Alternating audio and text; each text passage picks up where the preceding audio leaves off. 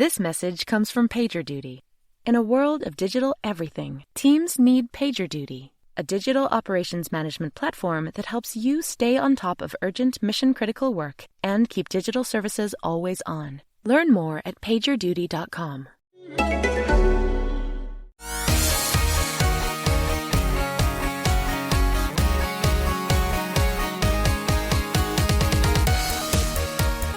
We're here. We're back again. A few days later than we'd planned, but I blame moving house. Got some licorice in my mouth. Why did you... You said you were ready. I'm so sorry. I didn't realise it was this hard. It's like trying to eat a tyre. From experience, you know that. Shall I let you finish? Well, let me tell you something exciting. After 7 months and 13 days, I don't know if it's really that, I just made it up, the PlayStation 5 has arrived... No, licorice. It's not the right reaction. You're supposed to be excited. That's amazing, I know. Oh, you're so excited. I'm so excited. Oh, goodness me. It came today. There we go, swallowed it. I cannot believe it's here. Some people pay good money for you to do that, so just eating. It's a special podcast. What's it called? ASMR. No, they can't afford me. Ain't that the truth? So this was the moment when I opened the door. I'll be honest with you, I was absolutely out of it, completely asleep, and then the door... You're in your dressing gown. I know, I felt sorry for the delivery guy.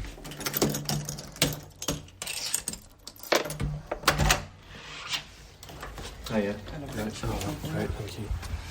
Cheers, mate. Cheers, thanks.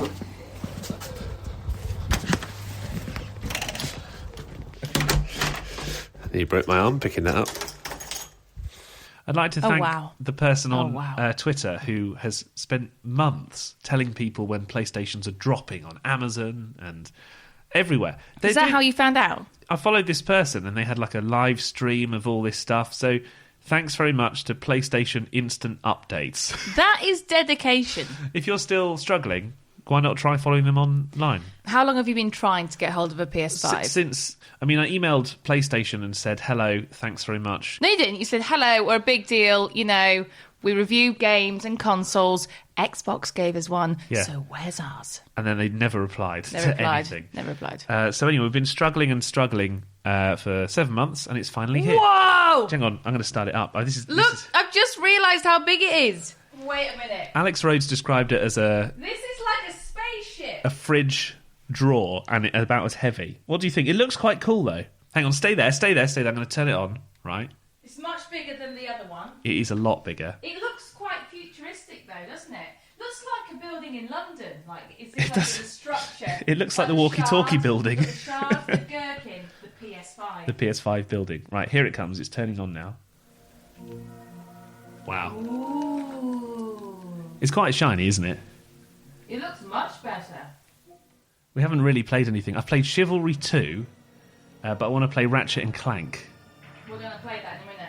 Oh, so good. Anyway. But we've actually got work to do. I need to contain myself in the excitement of it. It Looks very shiny. It looks a lot better, but it is quite a chunky piece, isn't it? Right, I want you, because this is something we've talked about before, PlayStation controllers and Xbox controllers don't normally get designed with female hands in mind. So I've played a little bit of Astro's Playroom, which Alex reviewed in our last big episode. They call it the haptic triggers and the feedback and stuff. It's an amazing controller. How does it feel to you?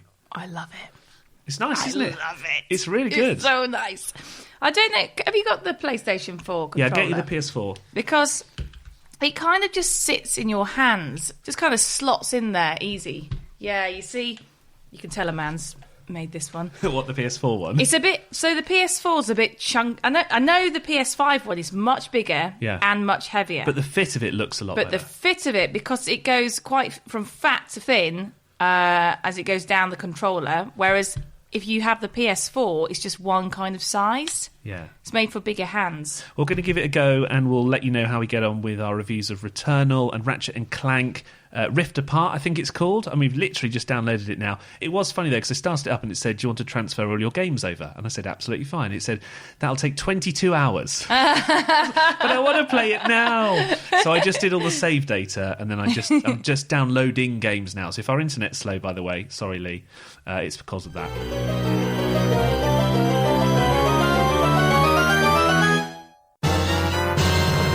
Anyway, you've been investigating why there's still delays in getting a hold of the PlayStation 5, and it's to do with chip shortages and specifically semiconductors. So this is Lee reporting on why you might still be struggling to actually get one. The PlayStation 5 was launched in November last year with the catchphrase, "Play has no limits." But here we are 6 months later, and it's still almost impossible to actually buy one. Why? Well, it's down to a global shortage of semiconductor chips, tiny pieces of technology which essentially make all of our devices work. From your car to kitchen appliances, televisions, even the radio you're listening to this report on. In fact, they're just about everywhere, and they're a key part of how the PlayStation 5 runs games.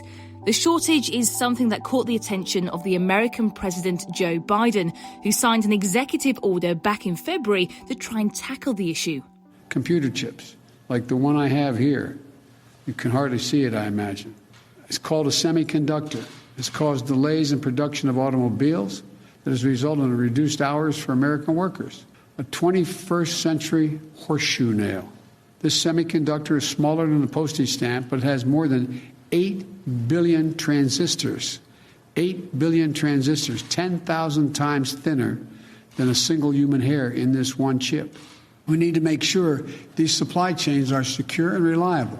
I'm directing senior officials in my administration to work with industrial leaders to identify solutions to this semiconductor shortfall. But the shortage is still continuing. The pandemic has meant that home entertainment gadgets like game consoles, TVs, smartphones and tablets have been flying off the shelves faster than ever, along with PCs and monitors for people working from home or children learning remotely. So there's increased demand, and at the same time, there's been huge disruption to semiconductor manufacturing. Companies like Apple and Samsung order enormous numbers of these chips, so manufacturers have to put companies like Ford, who make smaller orders, to the back of the queue, even though their cars have dozens of computer chips in them. To give you an idea of the size of the orders, Apple spends more than $50 billion on computer chips every year, while Toyota, which is the biggest buyer of computer chips for cars, only spends about $4 billion. Sony's PlayStation 5 has a custom-built chip powering it, as well as needing chips for things like controllers. Xboxes and Nintendo Switches are also full of computer chips. That means console manufacturers have to wait for their chips before they can make a console for you to buy. If you're thinking, that's great, but really, I'd just like to get hold of a new console as soon as possible, then Jim Ryan, the boss of PlayStation, said in a statement, "It will get better every month through 2021. But don't get your hopes up just yet. Tech boss Chuck Robbins owns Cisco's systems.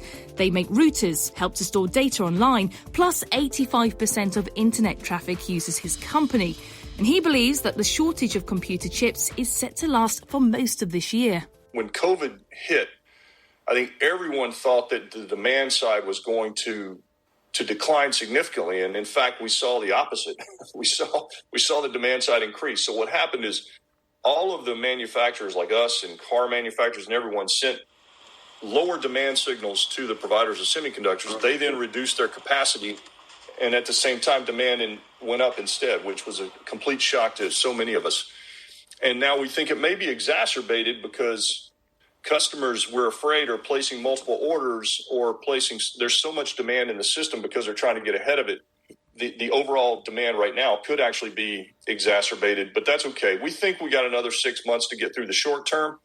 The providers are building out more capacity, and that'll just get better and better over the next 12 to 18 months, we think. So when will Chippergeddon end? The short answer is when supply eventually catches up with demand. That means you might have to play the long game to eventually get your hands on the new PlayStation 5. Very interesting that, isn't it? How it all comes down to manufacturing. There's been such a kind of like chain reaction from the pandemic that when you're kind of sitting at home waiting for your PS5 to arrive, like us, you don't really realise actually what's causing the big wait. And well, that's the answer. Amazing that it's got all the way to the top of, President Joe Biden's list of things to sort out. Is that big of a deal? But, I mean, you might have heard already, we're moving house very, very soon. Which is why there's a slight delay in this episode coming out. But as you can imagine, trying to beat the stamp duty deadline... It's a bit of a rush. It's been fun. But the thing is, we want some French doors put in at the Yeah. back. And normally that would take, according to the builders, it would take about a week or so, maybe 2 weeks. But it's actually taking up to 6 to 8 weeks So because hang on. they have to wait for all of the parts to come. So you're comparing the PlayStation 5 shortage with the French I'm not door comparing. shortage. No, I mean you're right. There's I'm just similarities. saying the pandemic's affected all industries, the tech industry, the construction industry, like everybody's waiting on parts. It's The world a is disaster. waiting. The world is waiting. What game are you most looking forward to on the PS5? Well, I told you to download it, Ratchet and Clank. Yeah, it's going to be. It's the first true PS5 game that we've downloaded. Then there's Returnal, which I'm excited by. But anyway, we'll do that in our next big episode. Stop kidding around. Snake? Just one more thing to talk about on our news update episode. Have you eaten some more sweets? Is that Yeah. what's happened in that? No. It's so hard, this licorice. It's like, I don't know what it's made of. It's like rock. It's like titanium, but I'm just going to put it to the side for now. Okay. Well, I saw this article on it. I thought it would be such an interesting one to run by you. This is in The Guardian. Someone called Zoe Williams did a sort of opinion piece on video games. And she said that video games have turned her kids into wage slaves, but without the wages. So that she's got kids and they're playing things like Genshin and Hitman. Her husband plays Hitman, and they're all playing these games. And a lot of the games have tasks in them that are repetitive and quite boring. Like, if you've ever played World of Warcraft and you're thinking, hang on a second, why am I mining for hours and hours just so I can build an axe? I'm basically doing the job of a real-life craftsman, except that I'm not getting paid for it. Some games are quite repetitive. But why do we get locked into doing them? It seems a bit like a Jedi mind trick to me. It seems like the game developers can say, well, if you're playing, I don't know, Batman and you want a new Batman costume, as long as you log in every day for the next 2 weeks, you can have it. I suppose that's why games are so addictive, though. I mean, They're designed to be addictive. You're the worst for this. I know, because I you're a see it. completionist. Yeah, I see myself doing these boring tasks. You're like, just another hour, just another half an hour, Just 5 more 10 more minutes. minutes, Yeah. and then it turns into like the whole day.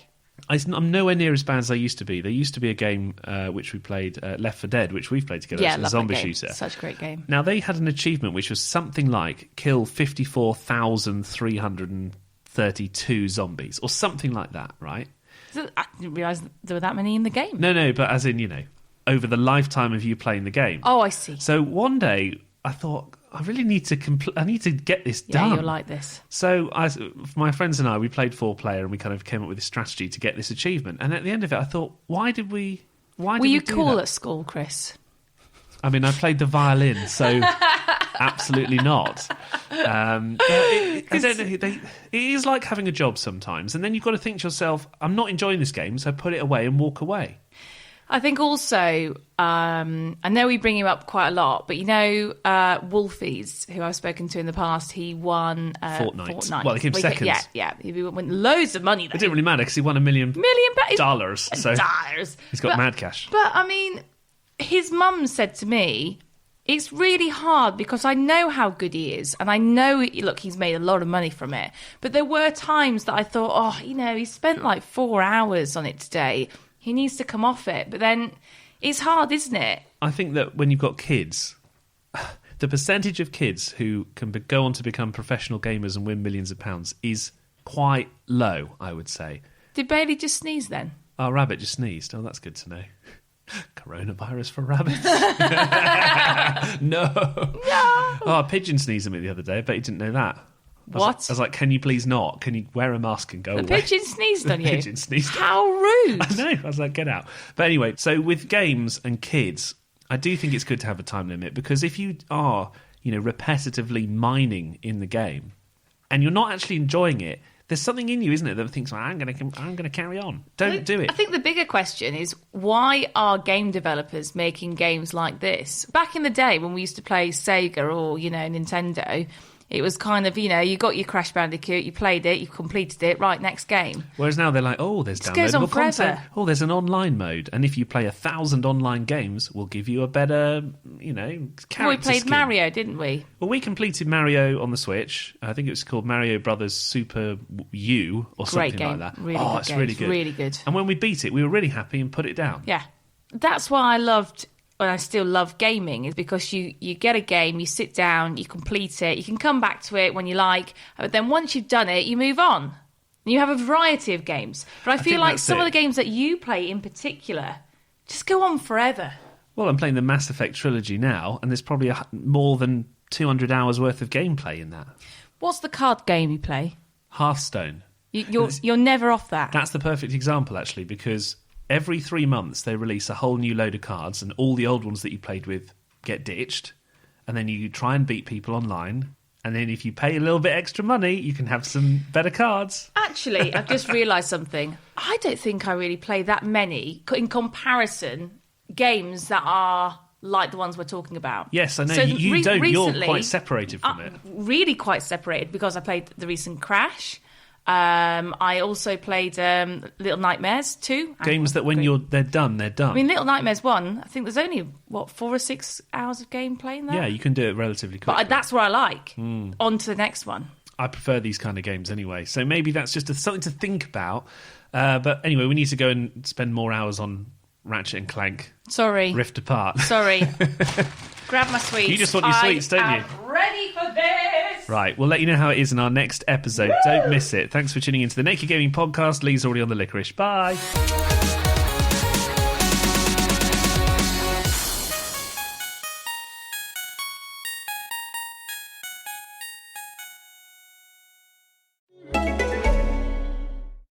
This message comes from PagerDuty. To be ready for anything in a world of digital everything, teams need PagerDuty. Their digital operations management platform is the best way to control urgent, mission-critical work and keep digital services always on. PagerDuty can be set up in minutes and combines the power of machine automation with human action, giving teams more time to create better digital experiences for your customers. Learn more at PagerDuty.com.